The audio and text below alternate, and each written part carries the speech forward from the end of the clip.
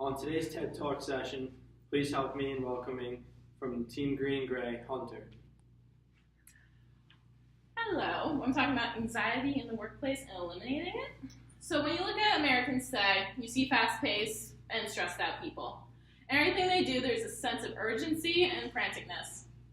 This is a sign of someone who is stressed out, unorganized, and overworked. They're not very well managed, and this is a problem that faces everyday America. For most people, this seems like the normal life, whether it's the average college student that's hustling and bustling from day-to-day classes, or staying up late at night trying to finish up homework that they haven't caught up on, or just trying to keep up with their social life and their work. The average worker also deals with these problems. They deal with meeting their deadlines, they deal with coworkers at the workplace, they also deal with their bosses. But the other thing they have to deal with is outside stressors, such as their life outside work and their relationships. But this isn't as big as a factor as the workplace stress. Everyone faces stress in one way or another, and that's the problem. Nobody questions it or ever thinks about it, or thinks about how their work is affecting their life, let alone their work. When left unchecked, the result of having so much stress is disastrous. Take Japan, for example. Last year, over 1,456 people died from being overworked. This was a combination of not dieting, poor time management.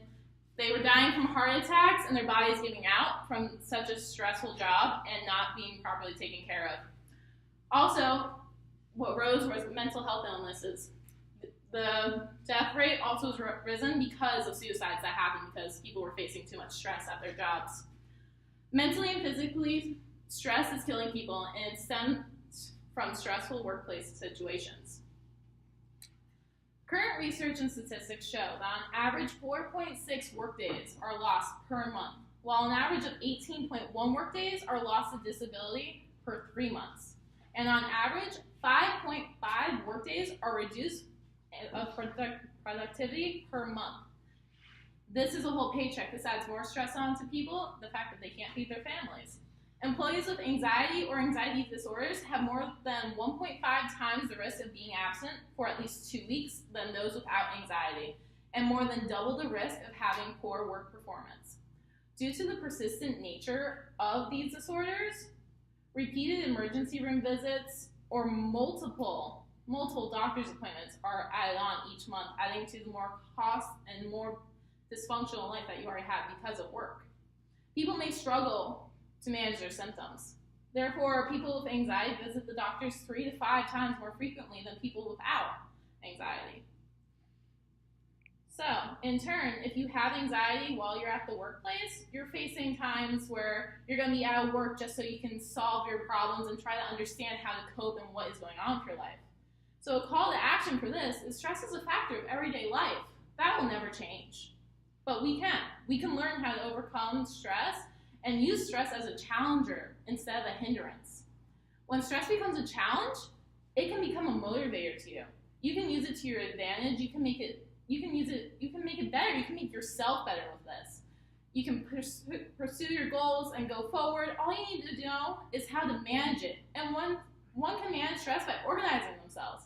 By having better time management, one can work on reducing their stress. Just simply because 55% of work-related stress is due to meeting deadlines. Creating a schedule or calendar of when tasks. Another tip for managing your stress is to ask for help when you're overwhelmed. Although some employees, about 34% in your workplace, would feel afraid and embarrassed to ask for help, it is crucial to seek help if you are truly in need of it in order to get your job tasks done and to be completed and to be on time. And being on time will help you in the long run. Communication between employees and management is very important in today's day and age. You should be able to communicate with your managers and bosses and feel comfortable with talking to them for support and for help. Another major coping method is to live a healthy lifestyle. This includes going to the gym, eating a clean, healthy diet, and getting sufficient sleep at night, and limiting caffeine and alcohol. These can all cause stress in your life, and by getting a good night's sleep, you'll be able to be more productive at the workplace. A way to that management can provide aid to employees is by offering generous benefits. For example, employees can take advantage of vacation time and go on therapy, relax, rejuvenate, and come back with a fresher opinion. Also, they can assist them in their stress and anxiety issues. Going on vacation can alleviate these things. Stress and anxiety happens to everyone, so once they experience it, it is crucial to understand what is causing it and to figure out the best way to manage it. When thinking about workplace stress, one has to think deadlines, coworkers, bosses, that daily struggle to get to work, your time after work, the time you put in getting that white picket fence with that family you want. To understand what you want in life and to accomplish it, there will be stress. Stress is an everyday occurrence, and what you have to learn is how to manage it. By managing your stress and eliminating it in the workplace, by talking with your boss, talking with your coworkers, talking with your peers, superiors, everybody, if there's communication, if there's scheduling, if everything is set and you are able to get ahead of what you're doing, and by being able to overcome your stress and use it to your advantage to become a more motivated person, you'll be able to have that day where you come into work and say, I like my job. I want to be here. The goal is not simply eliminating stress, but it's conquering it and using it to your advantage. And by using it to your advantage, your workplace will be a better place, and your life, instead of going to the doctor's appointments or going to try and take a vacation every week or missing days at work, which is just more stress to you, you'll be a more rejuvenated person.